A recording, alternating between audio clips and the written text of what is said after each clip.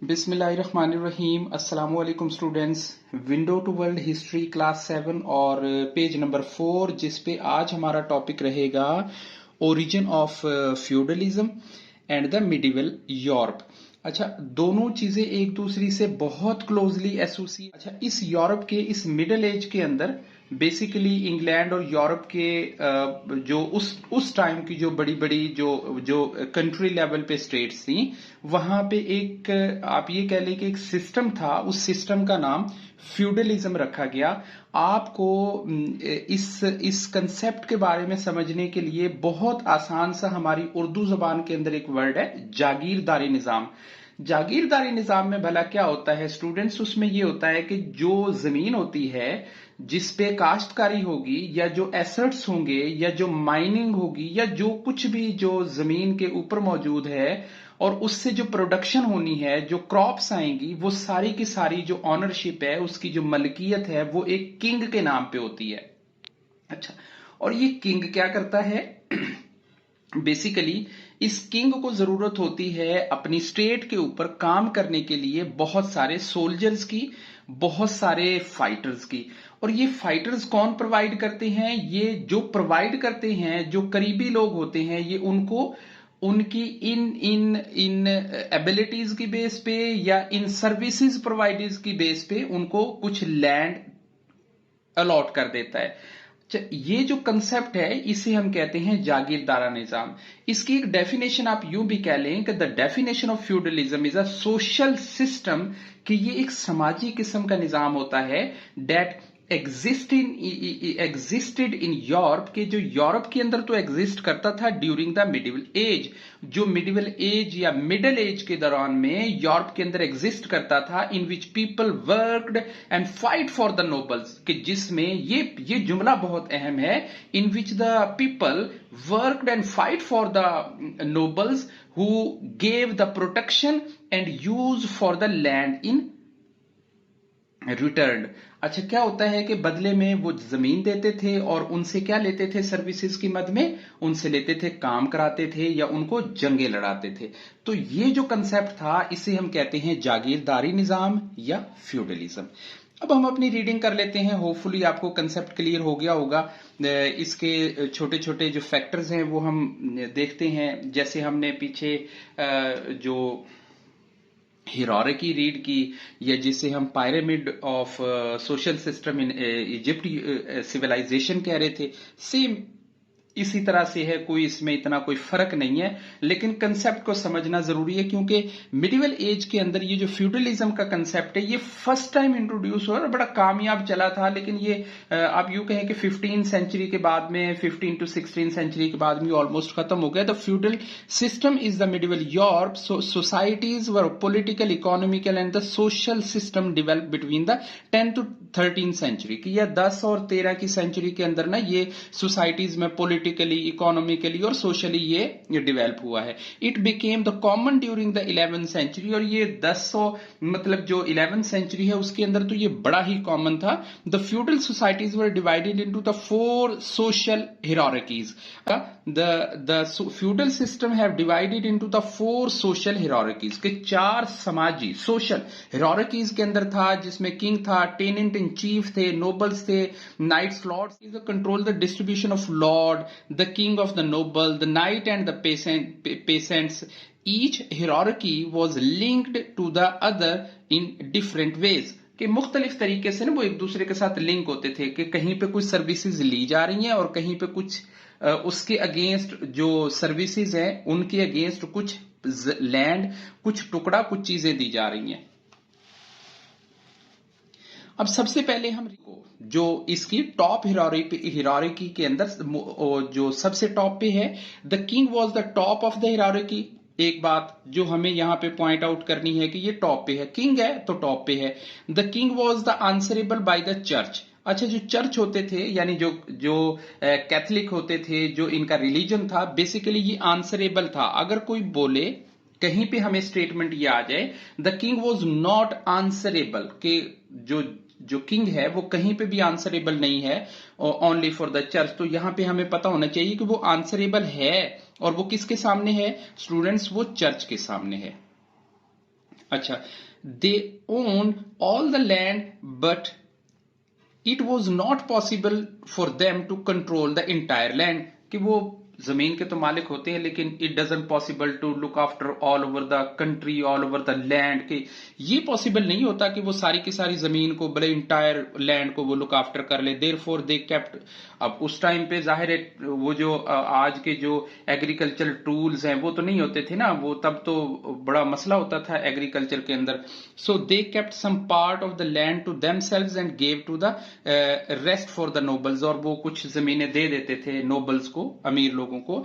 The king was provided help to the support of the noble, और in return वो क्या कर रहे होते थे, देखें लैंड दे दी गई, अब यहां पे सर्विसेज क्या ली जा रही है, गिव एंड टेक का सिस्टम हो रहा है। अगर किंग कोई चीज दे रहा है तो उससे बदले में क्या चीज ली जा रही है, the king provided help and support for the noble to protect them to avoid the rebellions, के वो जो बाहर से आते थे ना, इन्वेडर्स आते थे, हमलावर होते थे। The land were given for the different part of the country, the noble were the responsible to providing soldiers to the king's army specially during the war.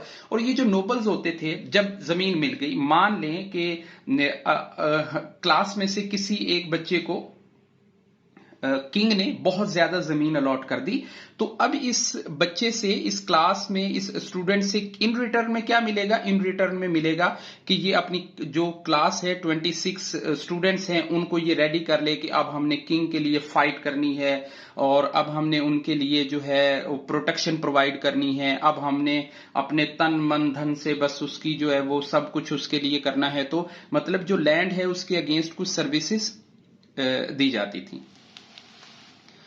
अच्छा स्टूडेंट, नेक्स्ट हेडिंग है the tenant in chief और Nobel. अच्छा, tenants कहते हैं basically किराएदार को। Tenant in chief का एक छोटा सा टेक्निकल वर्ड मैं आपको एक्सप्लेन कर दूं, मतलब मीनिंग एक्सप्लेन कर दूं, वो कैसे है कि किराएदारों का भी चीफ, मतलब ऐसा है, टेनेंट ऑफ द चीफ उस बंदे को कहते थे जिसे किंग डायरेक्टली लैंड जो है वो अलॉट करता था। अलॉटमेंट तो देखें किसी भी तरीके से हो सकती थी, वो हो सकती थी डायरेक्ट भी और इनडायरेक्ट भी, but tenant and the chief और नोबल्स जो हैं वो बंदे होंगे जिनको किंग डायरेक्टली जो लैंड है वो अलॉट करेगा, उनको गिफ्ट में देगा, या उनको डायरेक्टली लोकेशन पे बता देगा कि भाई ये आपकी हो गई। अच्छा, टेनेंट इन चीफ का कंसेप्ट क्लियर हो गया। यानी किंग के बाद जो सेकंड नंबर पे जो अथॉरिटी आती थी, या जो आप यूं कहें कि जो हायरार्की में सेकंड नंबर पे आ रहे थे, वो थे टेनेंट चीफ और nobles. The rich noble were granted for the land by the kings, they had own system in the governance, taxation and laws, के उनके अपने टैक्सेशन एंड लॉज और सारे कुछ हुआ करते थे, और उनका अपना गवर्नेंस का एक सिस्टम था जिसे वो मेंटेन करते थे। दे मिंटेड देयर ओवन कॉइन्स, और उन्होंने अपने जो सिक्के हैं ना, जो करेंसी है, जो कॉइन्स वो भी उन्होंने अपने बनाए हुए थे। The noble were the expected to the protect their land to keep the people work time, different officials of the deputy to keep check and work. अब चेक एंड बैलेंस होता था, जो किसान होते थे, जो पीसेंट्स होते थे, उनके ऊपर लुक आफ्टर करने के लिए उन्होंने बड़ा एक मैनेजिंग सिस्टम बनाया होता था कि कहीं पे क्लास रैप है, कहीं पे पीस कीपर है, कहीं पे मॉनिटर है, कहीं पे जैसे आप अपने जहन में एक चीजों को ना इमेजिनेशन में या विजुअलाइजेशन में एक चीजों का फ्रेम बना लें जिससे आपको बात करनी आसान हो जाए, कि उन्होंने चेक एंड बैलेंस बनाया हुआ था कि किस किस तरीके से चीजों को मॉनिटर करना है। They were the check for the balance and regulate the whole system, और जो इस सारे सिस्टम को रेगुलेट कर रहे थे। अच्छा, नेक्स्ट हमारे पास थर्ड नंबर पे जो है king, the tenant in chief and nobles, और थर्ड नंबर पे आता है द नाइट्स। नाइट्स मतलब होता है फाइटर, सिंपल आप लफ्ज बोले फाइटर, ऐसे जो फाइटर होते हैं। The night also called Lord, के इनका जो नाम है वो लॉर्ड भी है। The considered the representative of the powerful nobles, कि ये जो पावरफुल नोबल्स होते थे जिनको टेनेंट एंड चीफ या नोबल्स कहा जाता था, ये उनके आगे रिप्रेजेंटेटिव होते थे। यानी आप ये कहें कि एक बंदा है जिसे नॉमिनेट किया गया है, उसने भी आगे किसी और बंदे को नॉमिनेट कर दिया है, तो उनको कहते थे the night. They attain the knighthood. They also have the follow the code of conduct like the chivalry। अच्छा, chivalry बेसिकली ये कोड ऑफ कंडक्ट है, कोड ऑफ कंडक्ट है। कोड ऑफ कंडक्ट का मतलब ये हो गया स्टूडेंट्स, इस वर्ड को थोड़ा समझ लेना है कि ये कोड ऑफ कंडक्ट क्या होता है। देखें, कोड ऑफ कंडक्ट ये होता है कि एक इंसान का या किसी शख्स का कोई एक ना मजमूई सा तर्ज अमल, कलेक्टिव बिहेवियर जिसे हम कहते हैं। अब कलेक्टिव बिहेवियर क्या होता है? वो पोलाइट भी हो, वो काइंड भी हो, वो अनसेल्फिश भी हो, उसका बिहेवियर फ्रेंडली भी हो, और वो स्पेशली वुमेन के साथ जो उसका बिहेवियर है वो काइंडनेस हो, वो नेचर लविंग भी हो। तो इसका मतलब है कि जिस बंदे के अंदर ये सारी चीजें आती थी उसे नाइट का जो है वो दिया जाता था, बिहेवियर को अच्छे तरीके से, चेक एंड बैलेंस को, मतलब जिसका पीछे से पास्ट यानी जो उसका गुजरा हुआ टाइम था वो उसका रिकॉर्ड साफ सुथरा होगा, उसमें कोई मामलात उसके किसी के साथ लेन देन में, किसी फ्रॉड में, किसी मामले में खराबी नहीं होगी, तो उनको वो शिवलरी कोड ऑफ कंडक्ट है जिसके जरिए उनको नाइट्स बना दिया जाता था।